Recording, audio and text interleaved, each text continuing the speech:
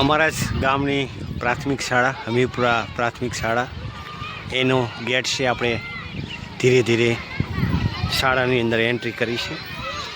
સવારની સ્કૂલ મોર્નિંગની એમાં બાળકોને રિસેસનો લંચ પડ્યો છે અત્યારે.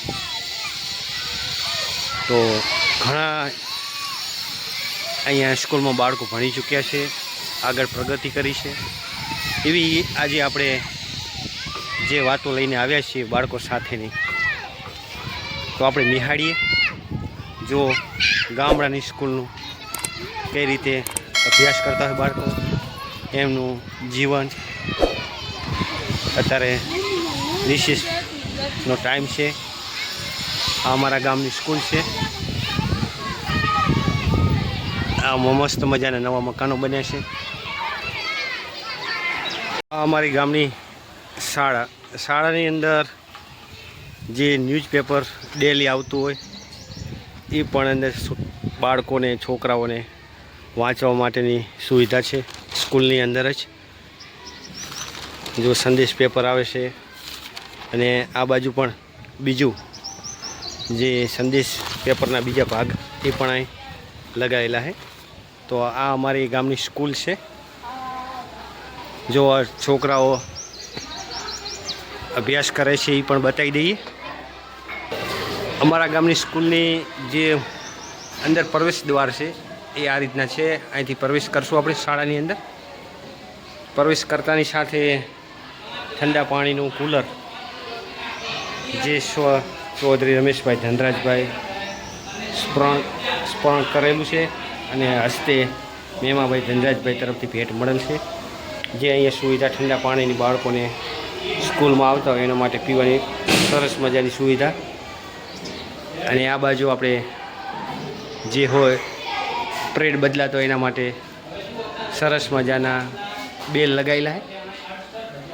અને શાળાની અંદર એક જ કે કેમેરા પણ લગાવેલા છે. અત્યારે કેમેરા હરેક સ્કૂલમાં હોય જ છે, તો આ કેમેરા પણ લગાવેલા છે.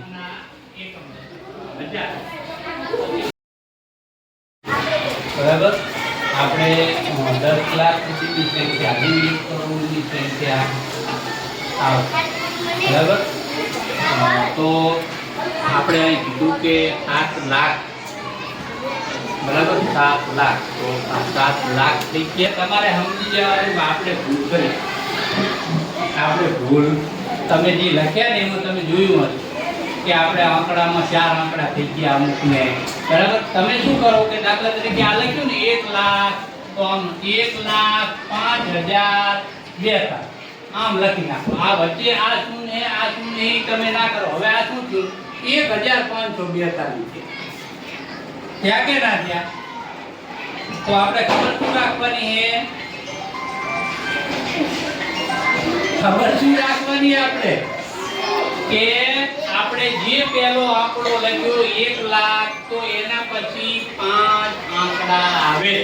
5 આંકડામાં જો આપણે ના થાય તો આપણે વિચારવાનું કે આપણે ભૂલ કરી છે. પહેલો આંકડો જે લખવાનો હોય એ લખી દેવાનો. જો 7 લાખ, અહીં 42 લાખ, અહીં કને 72,000, આ 39 લાખ, 20 લાખ એ આપણે લખી દીધું હોય. હવે પાછળ જે અંક આવે એમાં શૂન્ય મૂકવાની થશે, ત્યાં તમારે ભૂલ થવાની શક્યતા રહે. એટલે આપણે એવી ભૂલો થાય નહીં એ માટે આંકડા બરાબર તપાસવાના. 2 આંકડામાં જ્યારે સંખ્યા લખવાની આવે, તમને અહીં આ 2 આંકડામાં સંખ્યા લખવાની આવે 5,000. કેટલા આયા? 5,000. તો તમારે શું કરવું પડશે? આગળ શું કરવું પડે? તો 2 આંકડામાં 1000 લખાય.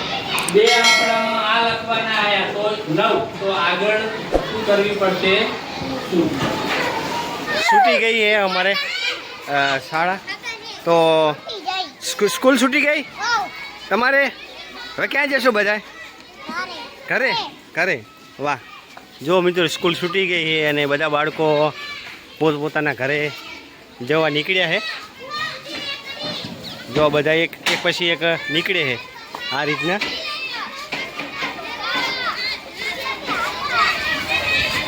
પોતાના વાલીઓ બાળકોને લેવા માટે આવી ગયા છે.